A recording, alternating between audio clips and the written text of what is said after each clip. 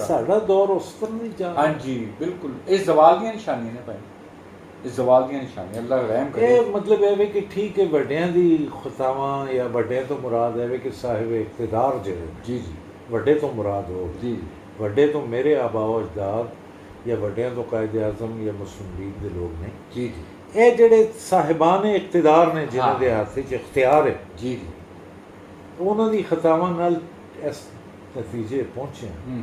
ਤੇ ਪਬਲਿਕ ਦੀ ਵੀ ਤਾਂ ਖਤਾ ਹੋਣੀ ਜਿਹਦੇ ਨਾਲ ਇਹ ਕੁਝ ਹੋ ਰਿਹਾ। ਲੇਕਿਨ ਭਾਈ ਨਾ ਪਤਾ ਕੀ ਹੈ, ਇੱਕ ਮੁਨਾਫਕਤ ਕਹਿ ਲਓ, ਉਹ ਯਾਨੀ ਝੂਠ, ਅਜੀਬੋ ਗਰੀਬ, ਧੋਖਾ ਦਹੀ।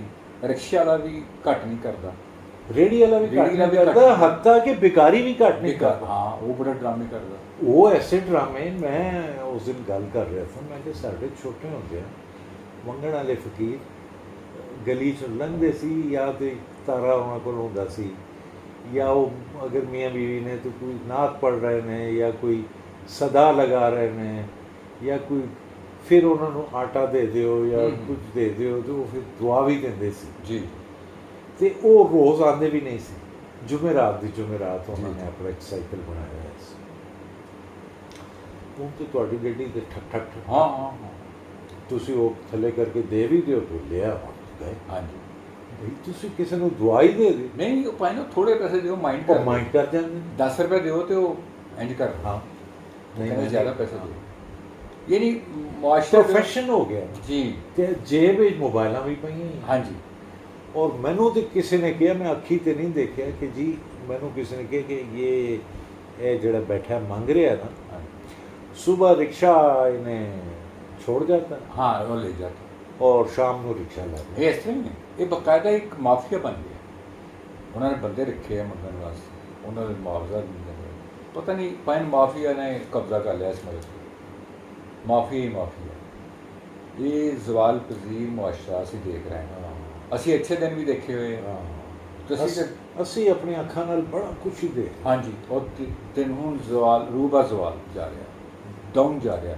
ਔਰ ਇਹੀ ਅਦਬ 'ਚ ਹਾਲ ਹੈ ਹਰ ਜਗ੍ਹਾ। ਕਹਿਤੋ ਰਜਾਲ, ਕਹਿਤੋ ਰਜਾਲ ਵਾਕਈ। ਔਰ ਇਨਸਾਨਾਂ ਦਾ ਕਹਿਰ। ਹਾਂਜੀ, ਰਜਾਲ ਦੇ ਮਰਦ ਨੂੰ ਕਹਿੰਦੇ ਜੀ ਜੀ। ਔਰ ਮਰਦ ਬਹਰਹਾਲ ਇੱਕ ਮਰਦ ਹੁੰਦਾ ਜੀ। ਦੇਖੋ ਇਹਦਾ ਜੈਂਡਰ ਨਾਲ ਤਾਲੁਕ ਨਹੀਂ ਜੀ। ਮਰਦ ਔਰ ਮਰਦਾਨਗੀ ਜਿਹਨੂੰ ਕਹਿੰਦੇ ਨੇ, ਜਾਂ ਇੱਕ ਵਸਫ, ਇੱਕ ਵਸਫ ਹੈ। ਜੀ। ਉਹ ਜ਼ਰੂਰੀ ਨਹੀਂ ਕਿ ਹਰ ਨਰਰੇ 'ਚ ਹੋਵੇ ਜਾਂ ਹਰ ਮਾਦੇ 'ਚ। ਜੀ।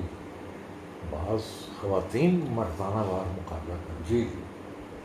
ਅਸਲ 'ਚ ਉਹੀ ਜਿਹੜੇ ਔਸਾਫ ਜਿਨ੍ਹਾਂ ਦੇ ਵਿੱਚ ਬਦਰਜਾ ਉੱਤਮ ਮੌਜੂਦ ਹੁੰਦੇ ਨੇ, ਉਹਨੂੰ ਉਹ ਕਹਿੰਦੇ ਆ ਮਰਦ। ਅੱਲਾਮਾ ਇਕਬਾਲ ਸਾਹਿਬ ਨੇ ਜੋ ਕਿਹਾ ਹੋਇਆ ਸੀਗਾ ਸਾਡੇ ਉਹਨਾਂ ਨੇ ਉਦੋਂ ਹੀ ਮਹਿਸੂਸ ਕਰ ਲਿਆ ਸੀ کہ ہے درویشی بھی یا جی سلطانی۔ وہ شعر ہے نا ہاں جی، کہ خدا بندہ یہ تیرے سادہ دل بندے کدھر جائیں۔ دیکھو نا کہ درویشی بھی عیاری ہے، سلطانی بھی عیاری۔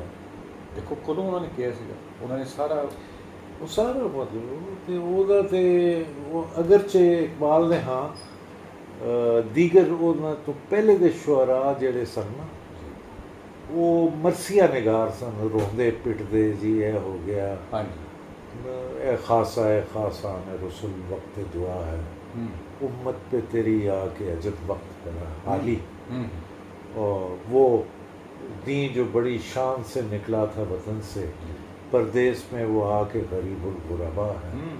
ایک یعنی بین اور ایک رونا اور ایک ترلا اور ایک اللہ گیا ہزاری۔ اقبال نے مقابلتاً جا کے وہ جڑی کیفیت سی نا پشمردگی دی اور ڈپریشن دی اور خود کو کمتر سمجھنے دی، اس تو ہٹا کے انہیں ایک جذبہ اور ایک وہ دیتا حوصلہ، لیکن اس کے باوجود وہ کہنے سے مجبور ہو گیا کہ خدا بندہ یہ تیرے سادہ دل بندے کدھر جائیں،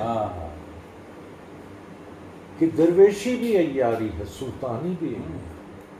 اور وہ ہے اقبال دا کہ میرا تو اے مولا یسرب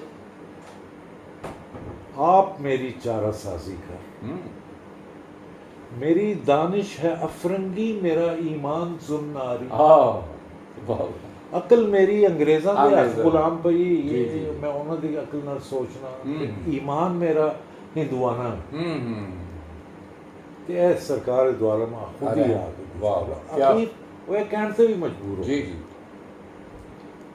وہ دے سارے وہ کہنے دے باوجود کہ خود ہی کو کر بلند ہاں۔ اتنا کہ ہر تقدیر سے پہلے خدا بندے سے خود پوچھے ہاں بتا تیری رضا ہاں کیا۔ ایتے مقام لیکن وہ دی پہلی شرط ہوئی ہے ہوں، کہ خود ہی نو بلند کر، جی جی وہ کرن تے کوئی آمادہ نہیں، جی جی خود ہی دے لفظ نو نہیں سمجھ۔ ہاں جی ہاں جی، بلکہ انہوں نے کہا کہ جو گلا جفائے وفا نوا حرم کو اہل حرم سے ہے، کسی بت کا دے میں کروں بیاں تو کہے صنم بھی ہری ہری ہری تسی دیکھو وہ کتنے اوپر پہنچ گئی ہے حدیث، یعنی ہر طرف ہی عرب چ بھی اس طرح ہی ہے، ہندوستان چ بھی۔ لو بھائی میں ہوں اجازت چاہنا۔ تنویر صاحب لیجئے جناب تنویر صاحب کے ساتھ گپ شپ کہ یہ کافی سارے پارٹس آپ نے دیکھے اور جتنی ایک ریکارڈنگ میں نے کی تھی وہ تمام ہوئی، انشاءاللہ آگے کسی موقع پر ملاقات ہوتی، اور چینل کو سبسکرائب کر دیجئے۔ اب اس کا نام ہے ٹی جے پی میڈیا یوٹیوب پر، تو میری درخواست ہے کہ سبسکرائب کریں اور اپنی رائے کا بھی اظہار کریں، اس کو لائک بھی کریں اور دوستوں کے ساتھ شیئر بھی کریں، اور نہ صرف شیئر کریں بلکہ دوستوں سے کہیے کہ وہ بھی سبسکرائب کریں۔ بہت بہت شکریہ، اللہ تعالیٰ آپ کو خیر و عافیت میں رکھے، اللہ حافظ۔